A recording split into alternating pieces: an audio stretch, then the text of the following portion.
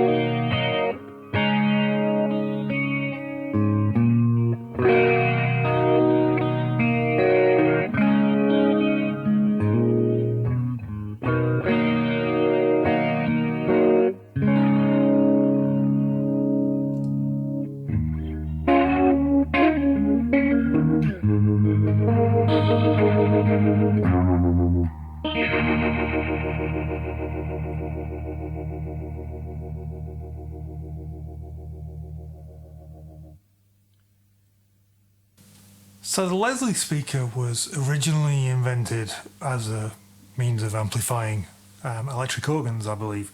And it's a principle that uses two rotating speaker elements. There is a big bass driver woofer that's in a kind of rotating chamber, and then above it, rotating the other way, is a pair of horns that spin for the high frequencies. The Strymon Lex was designed to do that in a pedal. There are other pedals that do this as well. The Neo ventilator and I know, was it Korg made one back in the day that was very well received and it's very hard to find. And there's there are others. This is the only rotary pedal that I have, but it's really quite a cool little unit. It sounds really cool to my ears anyway. It's a fairly simple pedal. It has an input, stereo outputs, and you're hearing that going to the 2 amps, and then it has a kind of remote switch that I think you can either use as a favorite switch or as a remote fast slow or a break or something. And we've got the bypass switch that turns it on and off, the slow and fast thing that changes between the two preset speeds. There's a preamp drive so you can add a little bit of grit to the sound.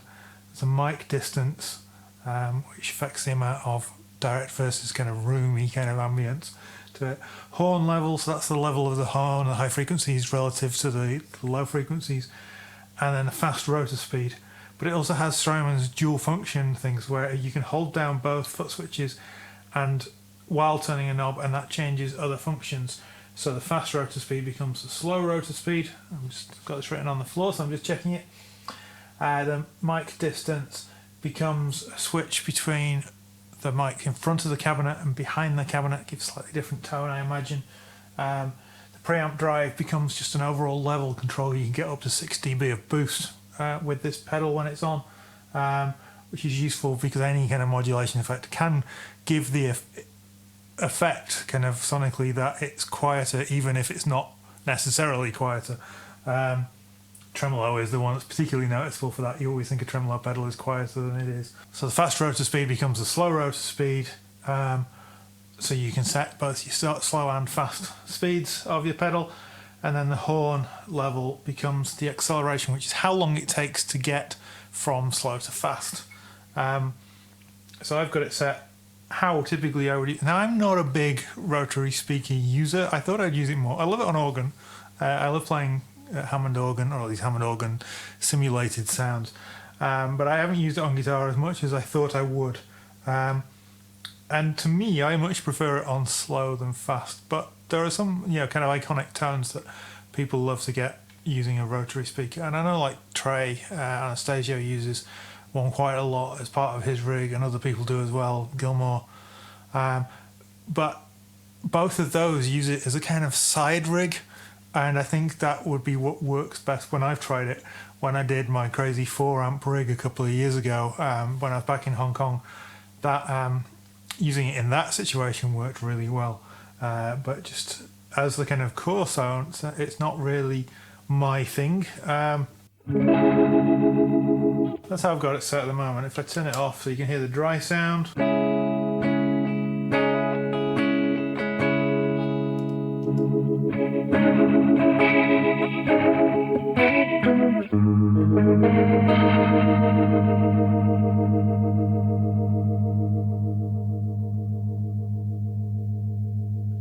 So let's start with all the knobs at 12 o'clock. Let's just switch to just the neck pickup.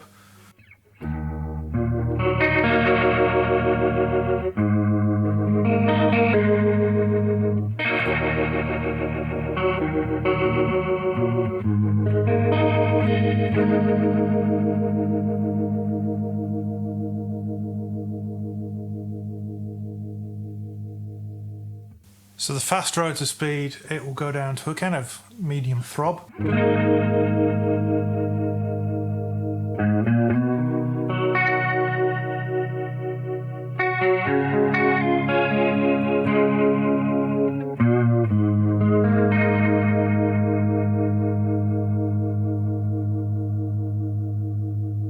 I've obviously got acceleration on them because it takes a little while for that speed adjustment to come through, which is kind of cool. So it speeds up gradually.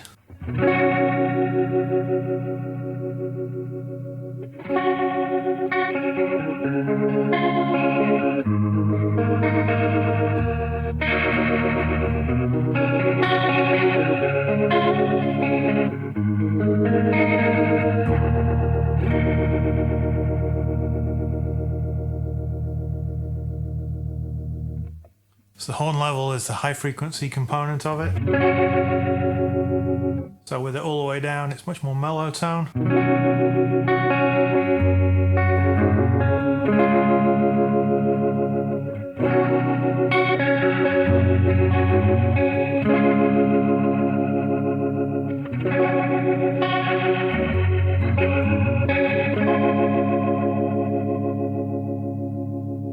So I lay that around about sort of 10:30, 11 o'clock.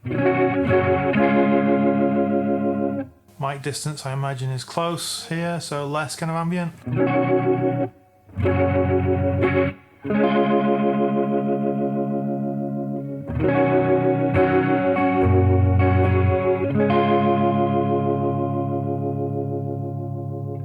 As you move it away, the virtual mic away from the virtual cabinet, you get a little bit more kind of woody tone, a little bit, again, slightly darker tone, and a little bit less distinct, which is what you'd expect as the room sound comes in. Again, that's pretty cool. And then the preamp drive, very clean.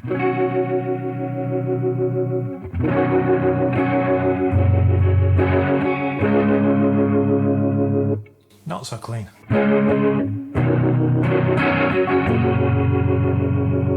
You're never going to get a proper like distortion or overdrive kind of tone out of it, but just a little bit of grit can help sometimes.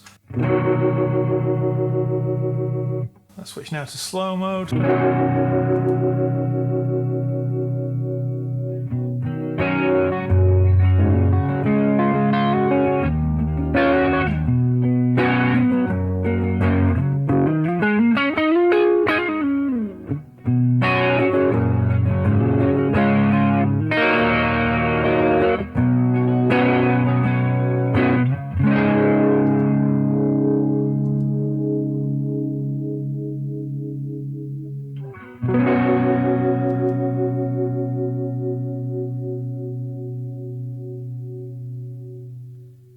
and you can control that slow mode by holding down both buttons and turning the knob.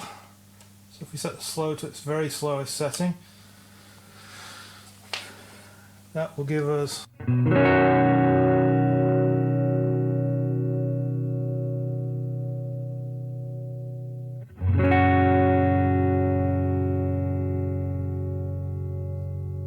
it's basically not moving at all. It's about 9 o'clock.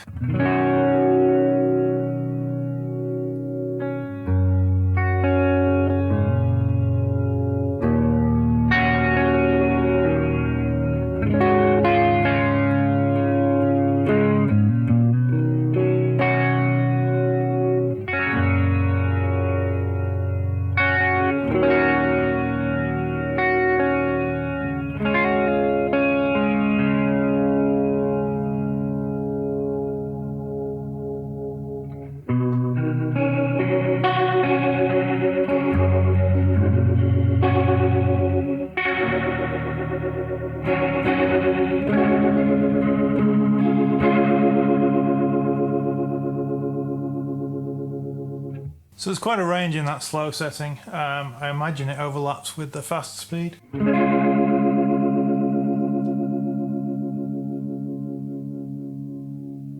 Yeah, that was the issue.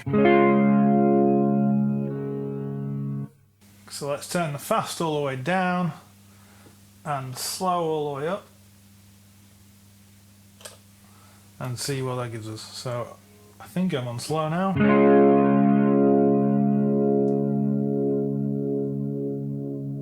Yes, slow is faster than slow.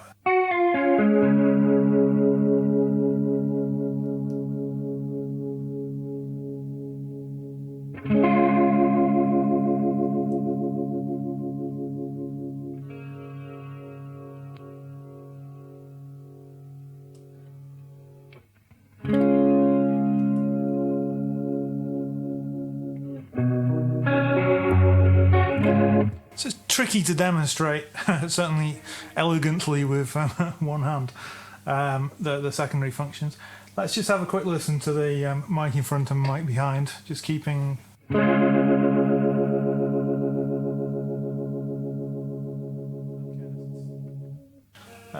that slow? Let's set the slow really quite slow, and then the fast reasonably fast. Okay.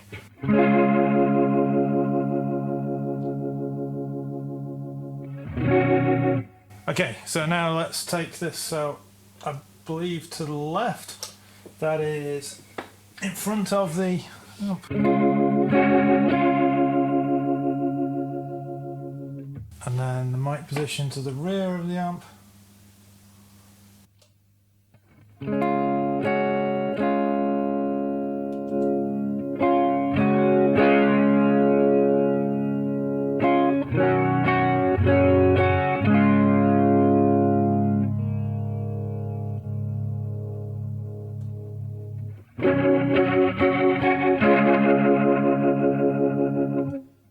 So brighter in front, darker around the back is what you'd expect. Then there's just a simple volume boost that you can... Generally you want to use that as a kind of set and forget to just get unity gain in the sounds you're using. And then you can adjust the speed of how fast it goes from fast to slow. But I don't think I've ever tweaked that, so it's probably what the default is.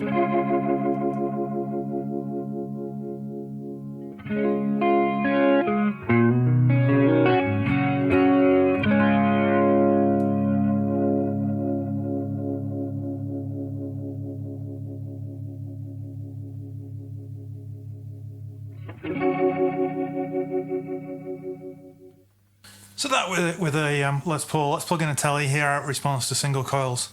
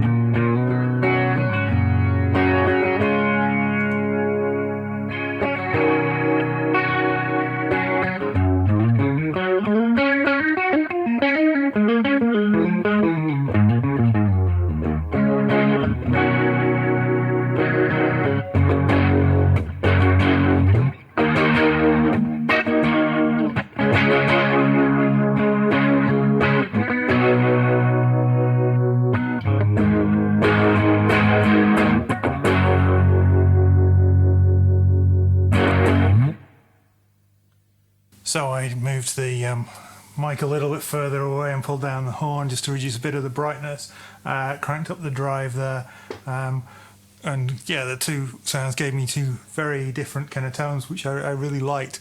So the faster tone was great for the kind of funky stuff, which I was playing with my pickups, both pickups on, but in parallel, gave me that kind of.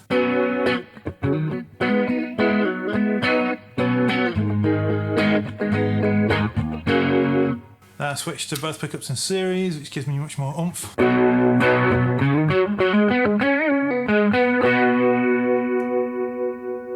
Slowed it right down.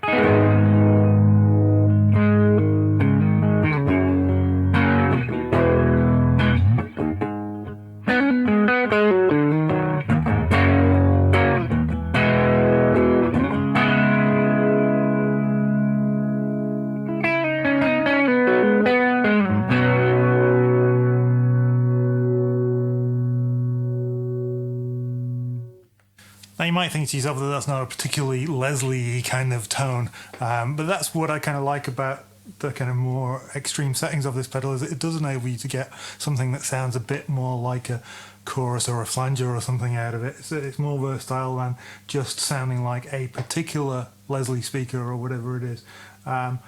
Yeah, just useful tones, great quality. Yeah, a really underrated pedal. I know people rave about the ventilator and other things, and I'm sure they're really cool, but this has fulfilled all the needs that I've had of a Leslie speaker.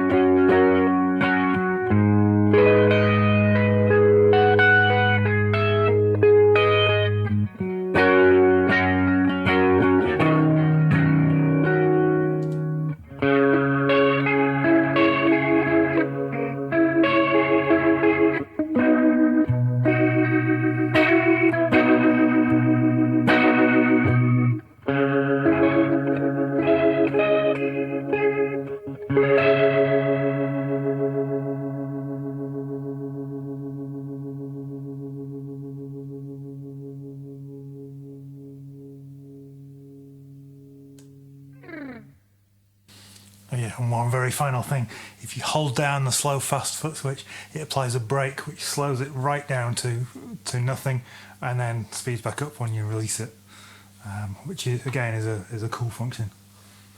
So a big thank you for watching this week's episode of Martin's Monday Pedal Playthrough. Come back next week for more. There's a whole series of videos already in this playlist. A load of bass stuff initially, then some TC pedals I had to do back when I was stuck back in the UK, and now we're kind of going through some of the more interesting stuff. Yeah, remember to click the thumbs up icon if you've not done already, subscribe to the channel. I'll see you next week. Take care.